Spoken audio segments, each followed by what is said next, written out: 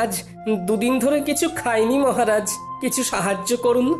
এটা কি করে সম্ভব গোপাল? তুমি তো কম রোজগার করনি, কোথায় গেল সেই সব অর্থ?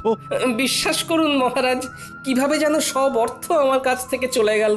ও গোপালকে এই অবস্থায় যে দেখবো সেটা ভাবতেও পারিনি। ইস, আমার কতদিনের মনোবাসনা আজ পূর্ণ হচ্ছে। বাবারি, ভাবা যায়? তোমার অর্থ তুমি বাজে খরচ করেছো, আর কে করবে? আমি চাইছি না মহারাজ, কিন্তু তবুও খরচ হয়ে যাচ্ছে। এটা কি সম্ভব গোপাল? তুমি চাইছো না অথচ তোমার জমানো অর্থ তোমার হাত দিয়ে খরচ হয়ে যাচ্ছে। এইরকম নির্ভেজাল গাল গল্প দেয়া কবে থেকে শিখলে গোপাল? ফাড়ামো বাদ দিয়ে এখন থেকে ফাজলামো শিখেছো? বাবা বাবা বাবা!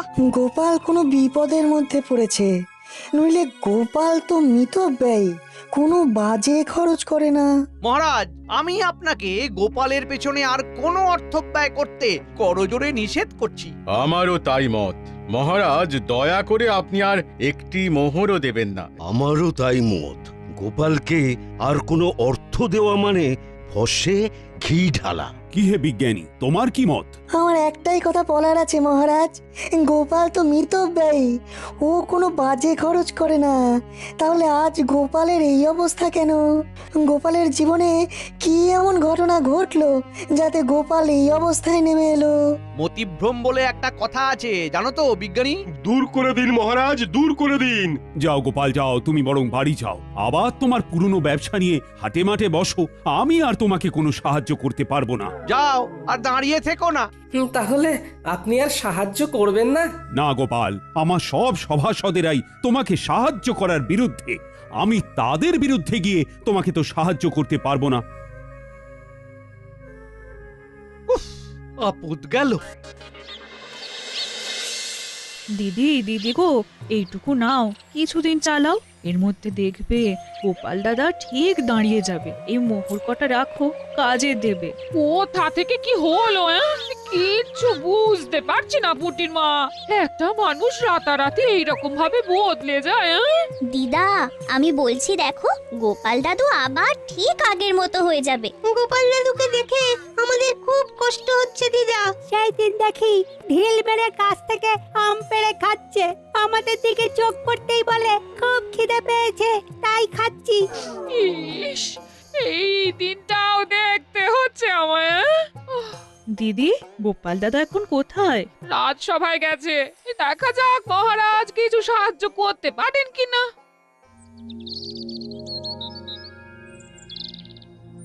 আমি একদম একা হয়ে গেলাম। কে বলে তুমি একা? এই তো আমি আছি না। দুঃখ দুঃখ থাকতে তোমার কিসের ভয়?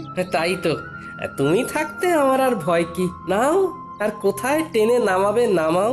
এই তো সব সময় মিথ্যে বলছো। আমি শুধু তোমাকে টেনে নামাচ্ছি। হ্যাঁ, কাজের খবর দিচ্ছি না। ওই তো কাজের খবর আসছে। ওই বটা আর ঘটা তোমাকে কাজ দেবে। কি গোপাল, তুই আমার নাম ধরে ডাকছিস? নাম ধরে ডাকছে বলে কি এমন মহাভারত অশুদ্ধ হচ্ছে শুনি? হ্যাঁ, শোনো, সেই দিন গেছে। হ্যাঁ, আর তুমি এখন একটা সাধারণ লোক।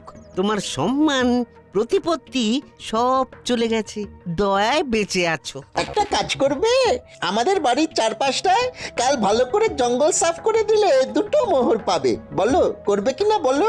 বলে দাও করবে। করব। তাহলে কাল সকালে ভোর ভোর চলে এসো, খাবার নিয়ে আসবে, খোরাকি দিতে পারবো না। কি গোপাল, ঠিক আছে তো? এই কাজটা ভালো করে করলে তোমাকে আবার একটা কাজ দেব, ঠিক আছে?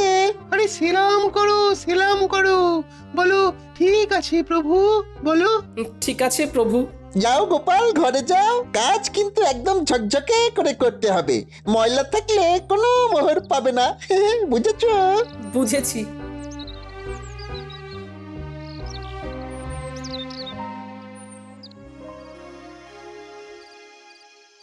মহারাজ, এ কি শুনছি? কি শুনলে তুমি যে এত উত্তেজিত হয়ে আমার কাছে এলে? দাসীর মুখে শুনলাম গোপাল নাকি আপনার কাছে এসেছিল সাহায্যের জন্য। হ্যাঁ এসেছিল, আমি সাহায্য করিনি, কারণ আমার সভাসদেরা সবাই গোপালকে সাহায্য দেবার বিপক্ষে ছিল। গোপালের এই ভাগ্য বিপর্যয়ে আপনি ওর পাশে দাঁড়ালেন না মহারাজ, অথচ আপনার যখন বিপদ ঘটেছে তখন গোপাল সবটুকু দিয়ে আপনাকে সাহায্য করেছে। ও তার জন্য বেতন পেয়েছে, আর বেতনের বিনিময়ে ও কাজ করেছে। বাহ, খুব ভালো বলেছেন মহারাজ, খুব ভালো। আমি ঈশ্বরের কাছে প্রার্থনা করব যে আর কোনোভাবেই যেন গোপালের সাহায্য আপনার না লাগে। এতদিনে একটা ঠিকঠাক কাজ হয়েছে। ওহ, তোমার তুলনা নেই রাজ্যতীষী, তোমার তুলনা নেই।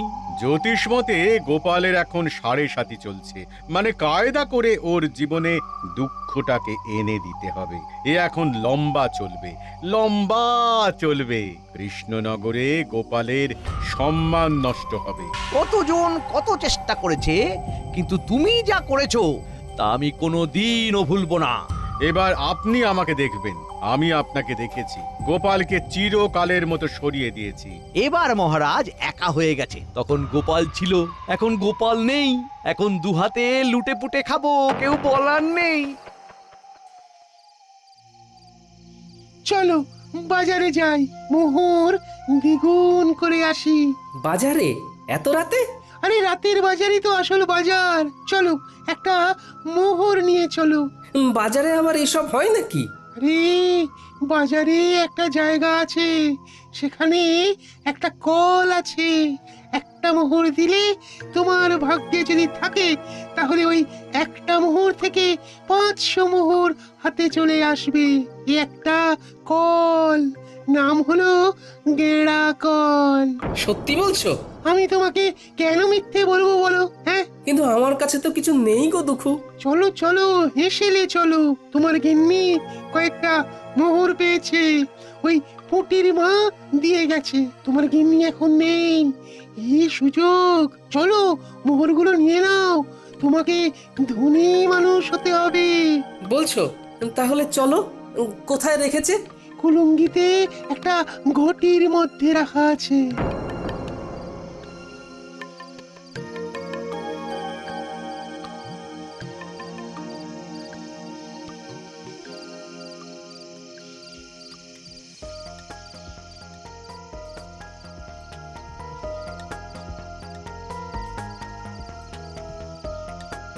রান্নাঘরে মিনুর বাবাকে যেন যেতে দেখলাম।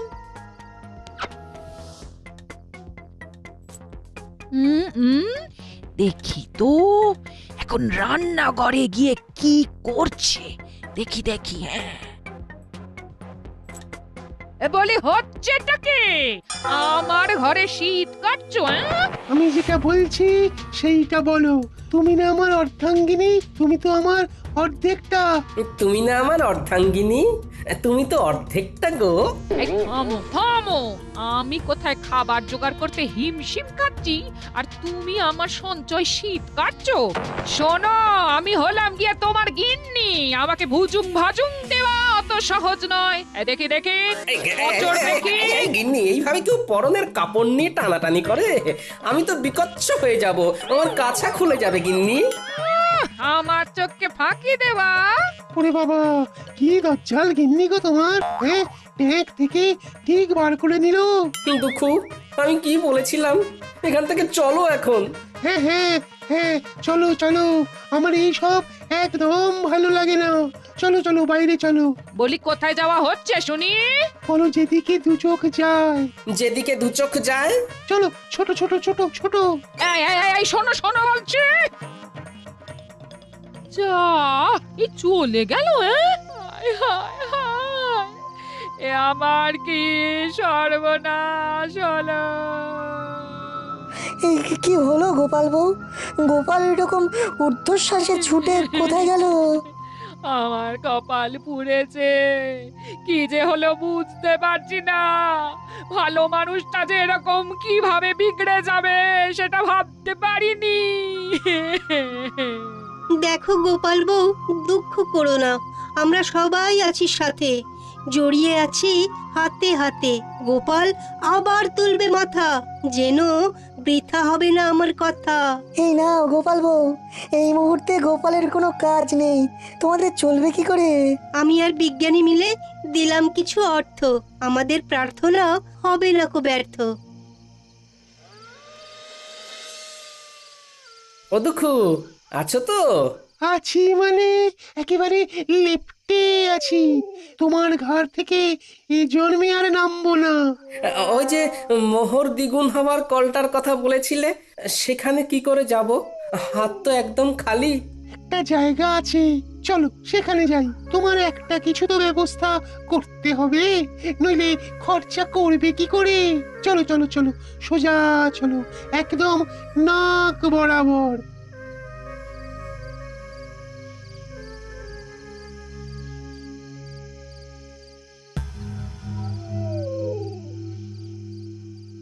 কি হলো? তখন থেকে দেখছি নিজে নিজে ফিক করে হাসছো। কি হয়েছে? কি হয়েছে? এতদিনে শিখে ছিঁড়েছে। গোপাল বিদায় হয়েছে চিরতরে। এই গোপাল চিরতরে বিদায়? কি করে কি করে? কালো জাদু জানো? জাদু? জাদু আবার সাদা কালো হয় নাকি? কথাটা আবার পাঁচকান করো না। একটা পাতি লেবুর মধ্যে মন্ত্র পড়ে দুঃখকে জাদুর সাহায্যে ঢুকিয়ে রেখেছিল আমাদের রাজ্যতীষী। তারপর তারপর তারপর সেই দিন রাতে আমি আর রাজ্যতীষী ওই লেবুটাকে নিয়ে গেলাম বটা ঘটার কাছে। ঘটার বটা, এই লেবুটা গোপালের বাড়ির দোরগোড়ায় রেখে দাও। গোপালের পায়ের চাপে যেই লেবুটা ফাটবে, অমনি ওই লেবু থেকে দুঃখ গিয়ে গোপালের ঘাড়ে চাপবে। ব্যাস, গোপাল দুঃখের কোপে পড়ে সবকিছু হারাবে। 1 মাসের মধ্যে গোপাল একেবারে পথের ভিখারি হয়ে যাবে। এসব সত্যি ঘটবে তো, না আগের মতো সব ভুলভাল হবে? আমার কালো জাদুবিদ্যাকে অবিশ্বাস করো না, কাজটা করেই দেখো না, মজা পাবে। রাজকর্মচারী যদি হতে চাস তাহলে আমরা যেভাবে বলছি সেইভাবে কাজ কর। ঠিক আছে, দিন। এবার চলো, আজ রাতের মধ্যেই এটা করতে হবে। খুব ভালো সময়, আজকের পরে আবার 6 মাস পরে এই তিথি আসবে, সুতরাং বুঝতেই পারছো। পারছি। তাহলে এক্ষুনি চল, আমাদের চোখের সামনেই ঘটনাটা ঘটুক। চলুন তাহলে। তারপর তারপর হ্যাঁ, তারপর সেই অমাবস্যার রাতে আমরা 4 জন গোপালের বাড়ির কাছে এসে দাঁড়ালাম। ঠিক এই জায়গাটাতেই লেবুটা রাখো। হ্যাঁ, এখানে এখানে। সেটা না হয় রাখলাম। গোপাল দাদা না এলে তো হবে না। আরে আমরা এসেছি কি করতে? ওকে দেখে বাইরে বার করব, তোমরা দেখে যাও খালি খেলাটা। তোরা তোদের কাজটা কর, নে নে রেখে আয়। রেখে এসে লুকিয়ে পড়ো। মন্ত্রীমশাই আপনিও লুকিয়ে পড়ুন। আর হ্যাঁ বটা, লম্ফটা আমার হাতে দিয়ে যাও। এইখানে লেবুটা রাখলাম। গোপাল, ও গোপাল, একটু বাইরে এসো না। কে? আরে আমি রাজ্যতীষী। তোমার সাথে একটা খুব জরুরি প্রয়োজন আছে, একবার বাইরে এসো না গোপাল। ও বাবা, এত রাতে রাজ্যতীষী? আসছি।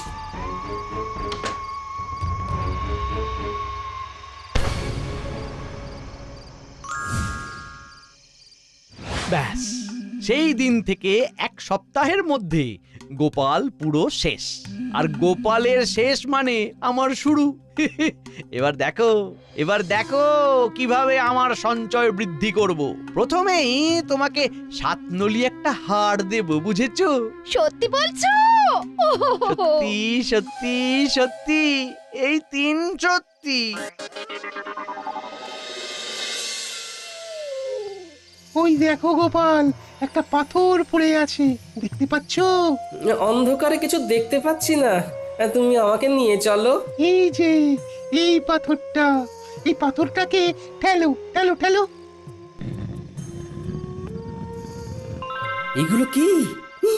গর্তের মধ্যে এগুলো কি? এগুলো সব তোমার। নতুন করে খরচা করতে শুরু করো। বস্তাটাকে তুলে নাও, নাও তুলে নাও। হ্যাঁ, তারপর রাতের বাজারে চলো। ওই গেঁড়া কলে মোহর দেবে, আর মোহর দ্বিগুণ হয়ে যাবে। সুযোগ এসেছে দুকুকে ঘাট থেকে নামানো। একটা সোনার মোহর গর্তে ফেলে দিই। কি গো গোপাল, হলো? এই রে দুঃখু ভাই, বস্তা থেকে একটা সোনার মোহর গর্তের মধ্যে পড়ে গেল। দুঃখু ভাই, গর্তের মধ্য থেকে সোনার মোহরটা তুলে দেবে? এ বাবা, ভালো করে ধরতেও পারো না। দাঁড়াও দাঁড়াও, দেখছি। উহ, কি শান্তি! অবশেষে দুঃখ নামলো ঘাট থেকে। এবার শান্তি শান্তি, মহা শান্তি।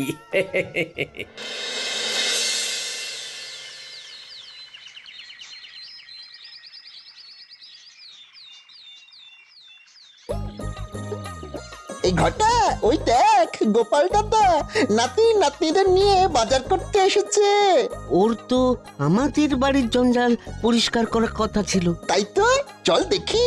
কিরে পুঁটি, ন্যাপলা, গুলটে, আমার বানর সেনা, বল এই ইলিশ মাছটা নিয়ে নি। হ্যাঁ হ্যাঁ, নিয়ে নাও গোপাল দাদু। আজ শুধু ইলিশ দিয়েই ভাত খাবো। ইলিশের নানা পদ, ভাপা ইলিশ, সর্ষে ইলিশ, ইলিশের পাতুরি। কি গোপাল, তোমাকে না বলেছিলাম আজ আমাদের বাড়ির চারধারের জঙ্গলগুলো সাফ করে দিতে?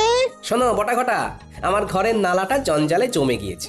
একটু ঝাঁটা কোদাল দিয়ে পরিষ্কার করে দিও, কেমন? তোমাদের 3টে করে সোনার মোহর দেব। তাড়াতাড়ি এসো কিন্তু, নইলে অন্য কাউকে দিয়ে করিয়ে নেব।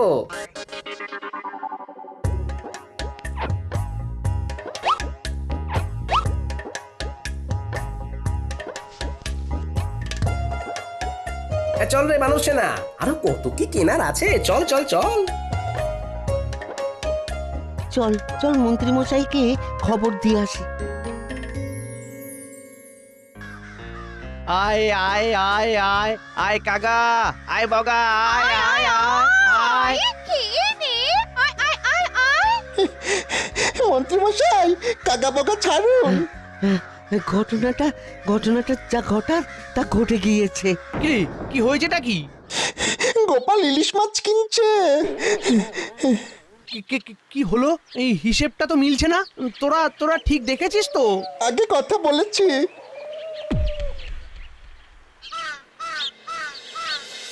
এই তো, আবার তোমাকে নিজের জায়গায় দেখতে পেয়ে খুব ভালো লাগছে। তা কি হয়েছিল গোপাল? বুদ্ধিতে এর কোনো ব্যাখ্যা নেই বিজ্ঞানী। একদিন রাতে রাজ্যোতিষীর গলার আওয়াজ শুনে ঘুম থেকে উঠে বাইরে বেরোতেই পায়ের নিচে একটা লেবু পড়ে গেল, আর সাথে সাথে আমার ঘাড়ে একটা ভারী কি যেন একটা এসে বসে পড়লো। তারপর আর কিচ্ছু জানি না, বুঝলে? এখন কেমন লাগছে ঘর? হালকা ফাঁকা, নাইকো ভার। আরে কাল রাতে ঘাট থেকে দুঃখুকে নামিয়ে দিলাম, ব্যাস। বিষয়টা একটু খুলে বলো তো গোপাল। বলছি।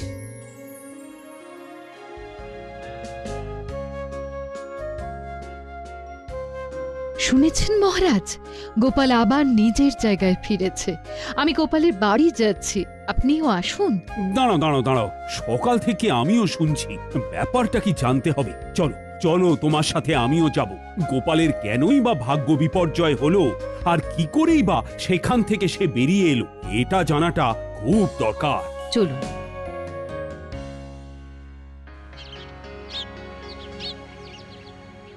এবার বুঝলে তো?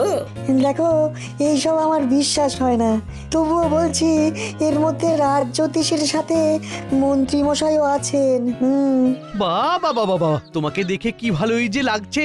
ফিরে এসেছো? গেলাম আর কোথায় যে ফিরে আসবো। কাঁধের ভারটাকে শুধু নামিয়ে দিলাম, ব্যাস, হালকা হলাম। কাঁধের ভার? কাঁধে কিরকম ভার ছিল তোমার? কই গো গোপাল, তোমাকে দেখি। আমি কি বলেছিলাম?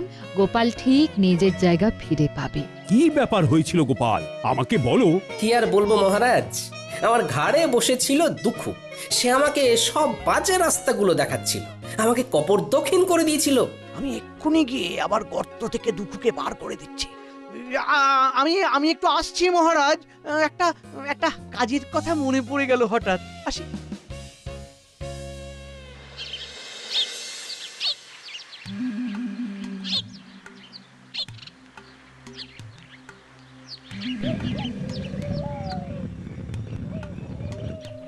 তুমি কে গো?